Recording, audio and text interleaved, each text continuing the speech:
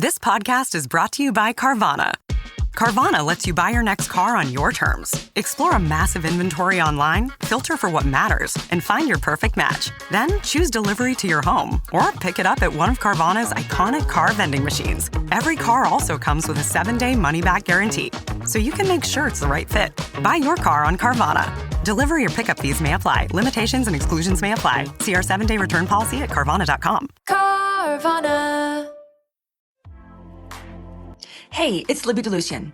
If you're sick of business advice that sounds cute but doesn't actually move the needle forward, this one's for you. The Libby DeLucian podcast is where we go one layer deep. No gurus, no glitter, just straight up unfiltered talk about scaling a business, running a household, and holding on to your sanity in the middle of the chaos. If you're the bottleneck in your business or in your own life, I'll show you how to fix it. Simple, tactical, and one layer deep every time. Let's go. Visit libbyd.com and check out our podcast today.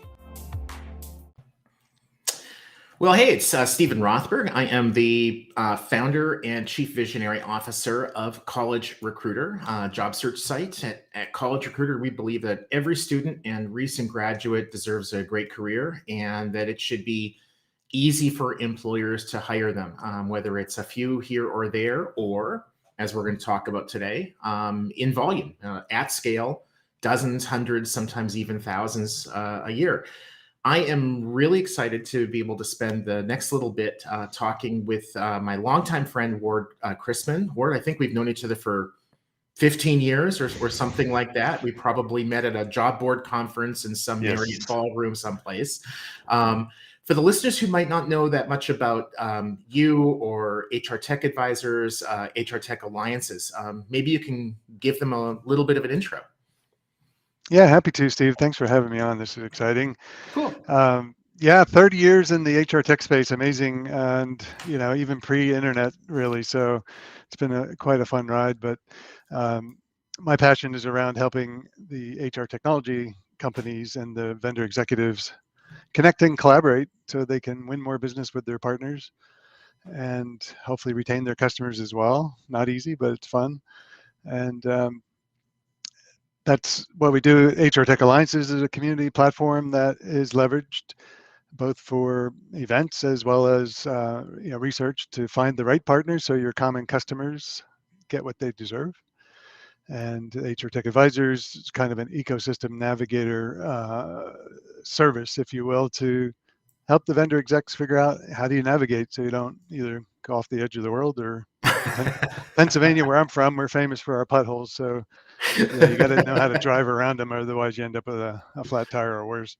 Yeah, and for the listeners who kind of want to get like a little bit of a flavor for what you do before maybe jumping into a pothole or into some lake or whatever, you have basically like a community gathering. I don't know if it's every Friday, but it seems to be like a lot of Fridays. Maybe tell people about that and how they can get more information, and then they can maybe pop on the next one or two of those. Oh, sure, yeah. Every Friday we have a open, free to attend. We call it a town hall, and each week we send out a town crier, which has a curated list of news about the HR technology industry, whether it be new investments, new products, events, and things like that, where the community connect. And then we also collaborate with some of the existing conferences to help bring the vendor community together, again, to connect and collaborate, become partners, or to improve the partnerships they already have. And it's all about that common customer, either making them happier or finding new ones. Yeah. And doing that face-to-face sometimes really helps. And that's a big part of what we do globally. And it's a lot of fun. Cool. Awesome. And hopefully pays the bills, because if you can have fun, pay the bills, leave the world a better place, what else is there? That's right. Couple of topics that I wanted to dive in with you in this interview. I'll just hit the first one first. Obviously, the people who are watching this have a particular interest in high volume hiring. I talk about that in terms of dozens, hundreds, thousands a year. same position, maybe similar positions, customer service, sales. What sorts of HR tech tools, systems are you seeing that really stand out, that it's like, wow, that is awesome, or whew, I think we should stay away from that? Yeah, wow, that's interesting. In terms of what stands out, without naming specific names, I mean, there's just in our platform alone, we're tracking over 55,000 HR tech vendors, and some of them have a dozen or 2 dozen solutions. So there's a lot of HR tech out there, and that's just the stuff that we know about. There's more than that. And I mean, you look at spreadsheets, some people accomplish a lot in that, but high volume, you can't do it that way anymore. Yeah. So I think, what I'm seeing, and I believe others from our point of view can see, is the kind of the richness of the ecosystems growing. I mean, you have a lot of the core HRs like the SAPs and Workdays and Oracles and UKGs of the world, and then around that is a vibrant ecosystem that companies rely on, especially for high volume, because there's no one silver bullet that helps you hire all the people you need, and different types of people. It's impossible, really. So I think to answer your question a little more straight up, is the technology, I think, that's finally here after waiting 30 years. How do you start with the end in mind, like a quality of hire metric? And I mean, even if it's somebody that's on a part-time or not a long-term position, like a lot of hourly roles are, or they're Right. expected to be long-term, or that high volume, which tends to be hourly. You still need to know, were they a good fit? If they didn't show up the first day, they probably weren't. If they lasted for 6 months, that might be amazing. And, but why? And the data that's out there in these systems can be capitalized. And I think some of the newer vendors are coming out and actually trying to give you a better view of that, to analyze and improve. That's the home runs now that I'm excited about, because we've gone from what CPC, the pay, cost per click, cost per applicant, is kind of, I think, here now. And then, the next evolution is probably like a cost per hire.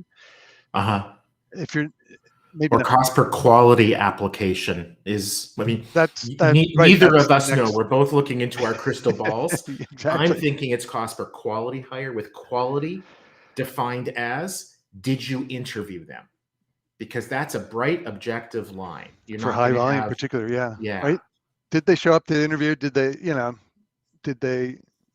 were you able to interview them, right? That sometimes a huge milestone in your recruiting process. Yeah.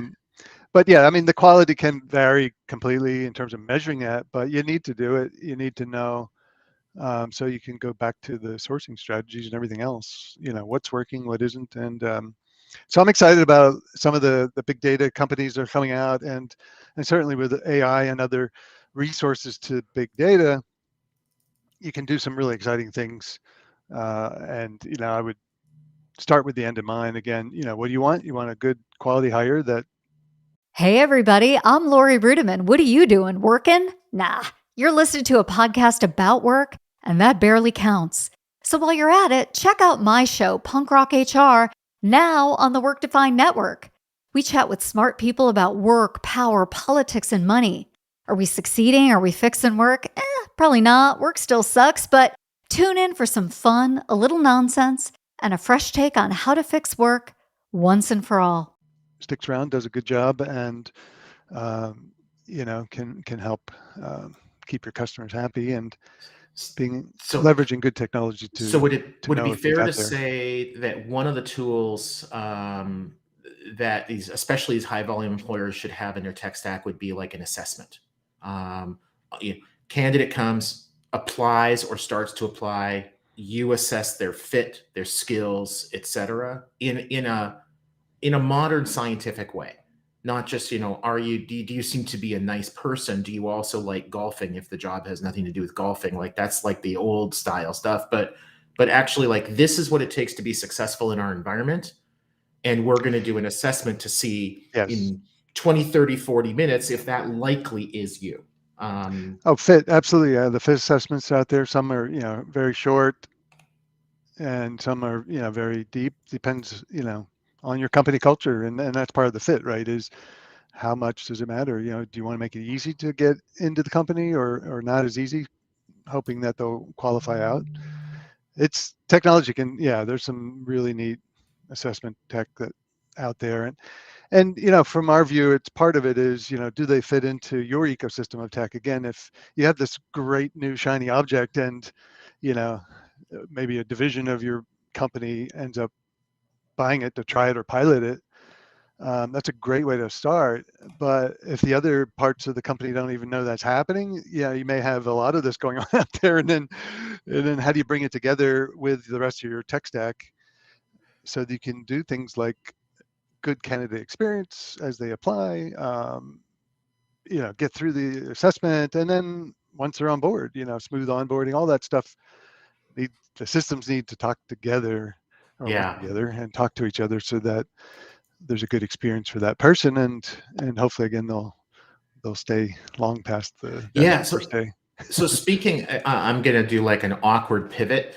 Speaking of talking to each other, so the listeners of this podcast, I think, are likely to be talent acquisition professionals, senior vice president talent acquisition, talent marketing specialists, folks like that, especially those who are looking to get into high volume. Maybe their place of employment has been hiring 5 to 10 a year, and this year they're going to hire 50, 100, 200, something along those lines.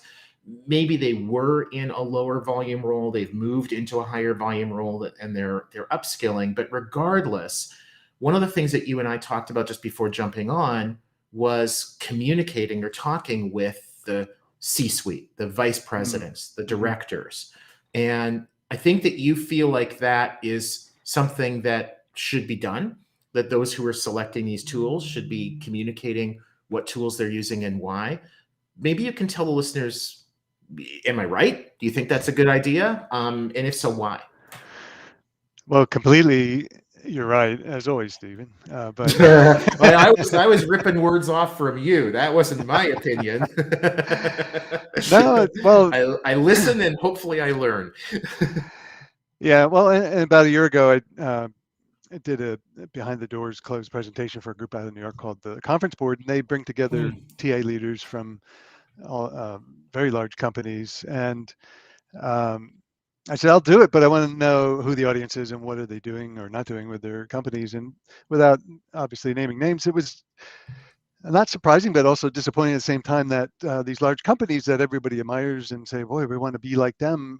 It's hard to have your ducks in a row. And to your point, if you haven't been in that environment, you're pulled into it now as a TA leader, or maybe you're lucky enough to be in a metrics or analytics role. Are the other people, do you know what systems you have? Do they, not only the people at the company, which, in terms of your question is, do they know what is out there? Because it may not be used, company-wide, or maybe there's a pilot going on, as I mentioned earlier.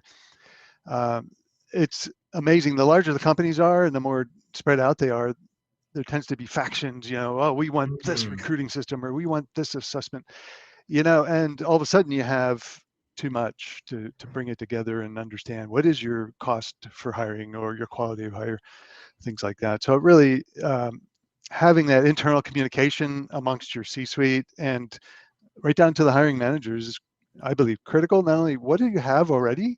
I mean, all the years I've been doing this, it's so amazing how some of the division heads or TA leaders, we got to fix this problem. We're going to go use this system. It looks perfect. They get it, and nobody else knows about it. And then somebody else does something similar. And before you have chaos. And so having that kind of central view and then sharing it internally on a regular basis. I mean, what we found out from these large companies, about half of these Fortune 500 had a list of their tech stack. I mean, not just TA tech, but other, HR tech stuff. They had a list that was maintained, and then about half of those didn't even circulate it internally, and then very few of them, even the vendors on that list, don't even know they're in the same recipe together. So if you're making a soup and you want it to be delicious for everybody, you need to know what's in there, and that's what's going on. I think there's a huge opportunity to and a responsibility for the vendors in particular, because employers struggle. How do they get their vendors to play nice in the sandbox? Yeah. And it's not easy, but that's part of our mission, is to help bring together the vendors so they communicate and hopefully collaborate, and then discuss what are the common problems we have. And high volume hiring is full of them, right? So bring the group together and sort it out. Awesome. Well, Ward, thank you so much. This has been great. For people who want to reach Ward, linkedin.com/IN/Ward Christman. Cheers, my friend. That's it. All right. Thanks, Stephen. Enjoyed it.